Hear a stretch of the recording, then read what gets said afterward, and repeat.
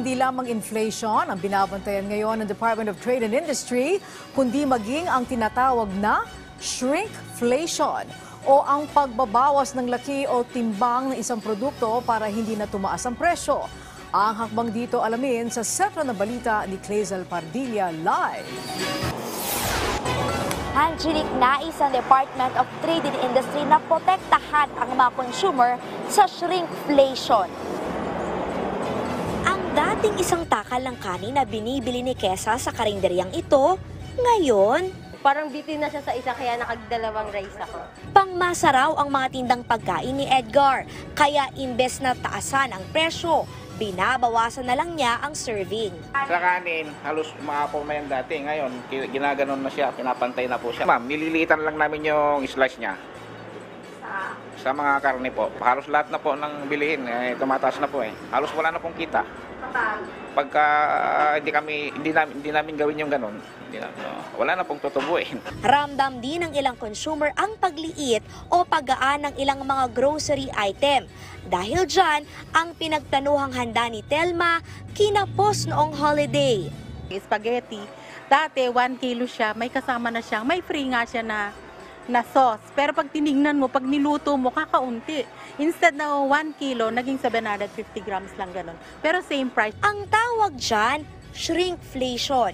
Paliwanag ng Department of Trade and Industry, ang shrinkflation ay pagbawas ng laki o timbang ng produkto nang hindi ginagalaw ang presyo.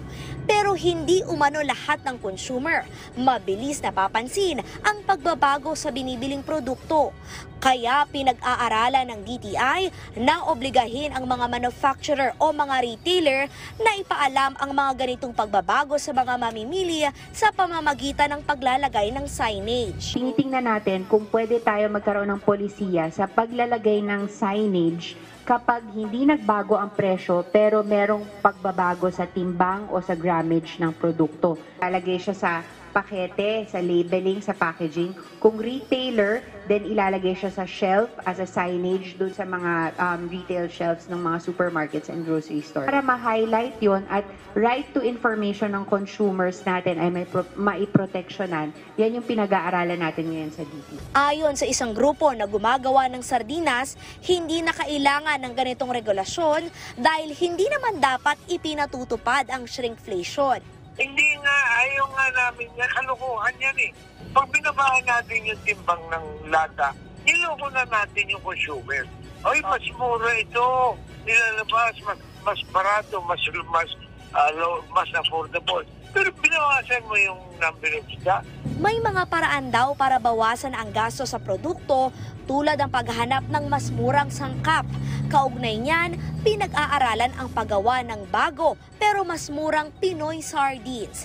Makakatulong daw yan para matiyak na may murang mabibiling sardinas sa gitna ng shrinkflation.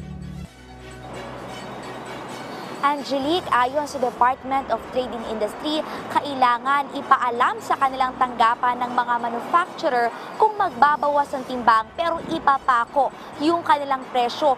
Binabantayan kasi ng ahensya yung profiteering. Ito yung pagiging masyadong mahal ng isang produkto sa tunay nitong presyo. Yan na muna ang latest mula rito sa Quezon City. Balik sa iyo, Angelique. So in other words, Clazel, walang control ang DTI sa mga pagpapalit ng mga pakete o pagpapagaang ng mga timbang. Ito'y parang paghihikayat lamang, tama ba, sa mga manufacturers at sa mga mamimili na ipaalam sa kanila ang mga nangyayari sa mga groceries? Angelique, ang shrinkflation ayon sa DTI ay isang business decision. Yan kasi ay pamamaraan ng mga negosyo para makakope o makasabay dun sa tumataas sa presyo ng mga bilihin o ng kanilang mga raw materials. Pero kapag basic necessities and prime commodities yung ginagawa ng isang manufacturer, dapat ipaalam ito sa DTI at ang DTI naman nagkakaroon ng information dissemination sa ating mga consumer. Pero ang ipinupunto nga ng ahensya ay yung layunin nila o yung isinusulong nila na dapat yung mismong manufacturer ilalagay dun sa kanilang produkto na nagbago na yung timbang ng kanilang mga ibinili ibinibenta pero pareho pa rin yung presyo para magkaroon ng tamang kaalaman yung mga consumer sa kanilang binibili na mga item. Angelique? Okay, maraming salamat, Clazel Pardilla.